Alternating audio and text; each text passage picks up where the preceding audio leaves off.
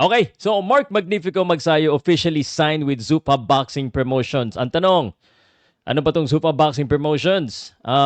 Ano na ngayon ang MP Promotion, si Sean Gibbons, sino posible niyang kalaban at yung pag-akyat na ng timbang at pwede niya pa bang makuha yung WBC belt na isa sa boxing belt na pinapangarap niya po dati? Pag-usapan po natin yan ngayon.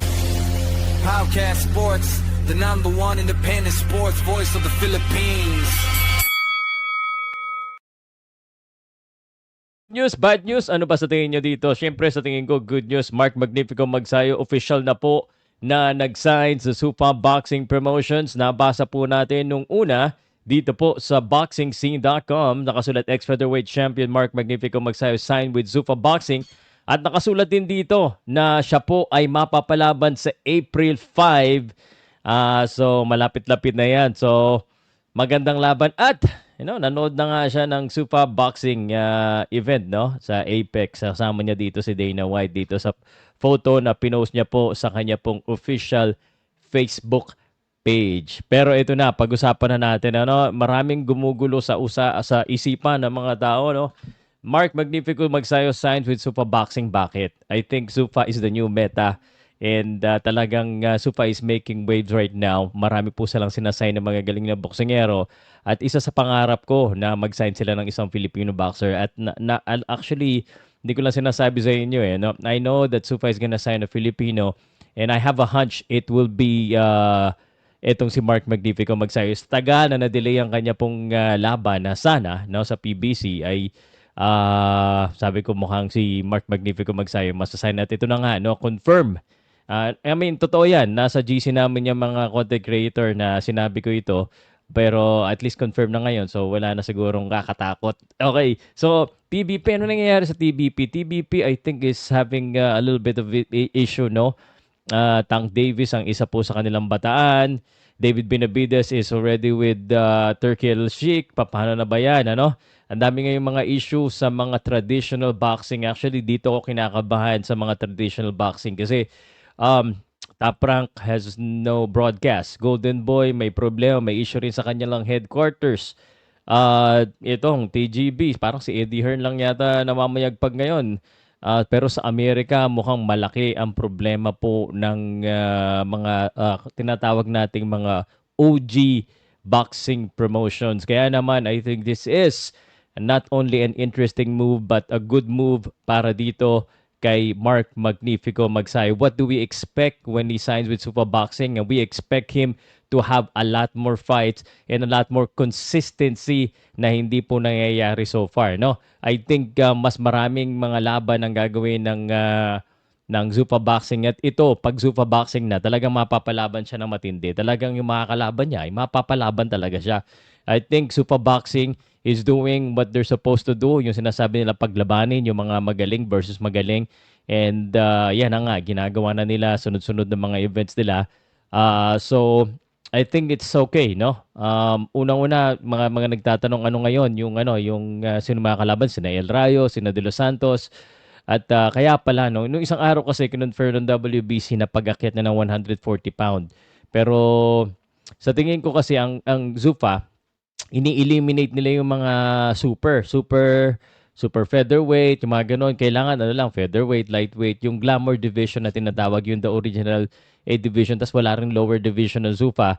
So, ayan po ang nangyayari ngayon. Kaya pala aakyat, sa tingin ko dahil doon. Ngayon, ang ibig sabihin din po nito sa mga nagtatanong, paano na sir, hindi na siya makakuha ng WBC belt? Malamang sa malamang. Kasi si Dana White mismo nagsabi na ayaw niya makipagtrabaho sa mga sanctioning bodies, mapa WBC, WBA, WBO, IBF. So, yun ang ngayon ang magiging issue ng mga boxers na sa sign. And I'm not saying issue. Ayun ang kailangan tanggapin. Si Jay Opitaya, is also fighting for the Supa belt pero siya ay WBC rated na rin, champion. Mark Magnifico, ganun din. So, ito talaga yung pinaka-disruption ngayon na ginagawa ni Dana White. Talagang i-disrupt niya yung boxing industry lalo na sa Amerika at saka sa buong mundo. And sana sana makapag-adapt po yung mga OG or traditional promotion. I hope they can adapt. And they're being challenged right now by Zuffa. Early in the year, no? Early pa to. Wala pa dito yung mga pasabog talaga ng Zuffa Boxing and they're just doing their event. Doon pa lang sa ano nila sa Apex venue. Paano pag gumawa na sila ng tinatawag nating Zuffa Big Event, yung parang UFC Big Event. So yun yung aabangan natin lahat. At sino pa, marami pa daw isa-sign ang Zuffa Boxing Promotions na mga boxers na magugulat ang mga tao. Actually, mga big time na nga yung mga nininegotiate ng Zuffa Boxing eh. So, yun lang. Talagang may nag-comment and let me know kung ito rin yung comment. Sir, di ba kala ko bawal yan mamonopolize ang boxing? Gaya ng ginawa ng UFC. Unfortunately, Zuffa or UFC did it the first time like that, no? Maraming mga nagbawal, maraming mga kumontra, pero they're still able to do it. And they know now the formula on how to do it, and they're doing it with boxing. So, ito ang pinaka siguro serious threat of disruption in the traditional boxing scene. So, hindi natin alam how this would work. Kung marami bang mawawala ng trabaho or meron bang magkakaroon ng ibang opportunity, this is gonna be different. But the good thing is, because of the current issue with the traditional promotions, Mark Magsayo nakauna na, no? And this is history in the making. Unang-una siya na Filipino, na full-blooded Filipino. Si Justin Viloria na naglaro na Philam, pero full-blooded Filipino na nakasign po sa Zuffa Boxing. So nakaka-excite, nakakaba din sa iba. Pero yan po yung katotohanan. Now, sa tanong nyo naman regarding kay Sean Gibbons, kung umabot ka dito, please let me know. So, dati-dati kasi iba kasi yung setup ng traditional boxing yung promotion. May mga co-promotions, pareho nagpo-promote, and then si Sean Gibbons is there as advisor, matchmaker. Sean Gibbons has multiple roles.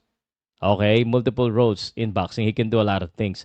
Now, for this one, and na-confirm na rin naman, from our GC na tinanong ni Mark kay Francis, what is the relationship? So, according doon sa usapan namin is Sean Gibbons will continue to be the advisor. But the promotions, and I do not know kung makiki-co-promote sa Zuffa kasi iba nga yung setup nila, parang UFC, walang co-promote. Zuffa will be the sole promotion and Sean Gibbons will still be the advisor for Mark Magsayo. So, I mean, the relationship is still there, but Zuffa will be different from different promotions. So, they will do their matchmaking, gagawin niya lahat nandoon ng Zuffa. So, yun po yung pagkakaiba dyan. But kayo tatanungin ko, are you excited for this one? Or what do you feel about Mark Magsayo joining Zuffa Boxing Promotion? What will happen to the traditional boxing promotions right now? Yan ang abangan nyo. So let me know what you think, guys, on the comment section.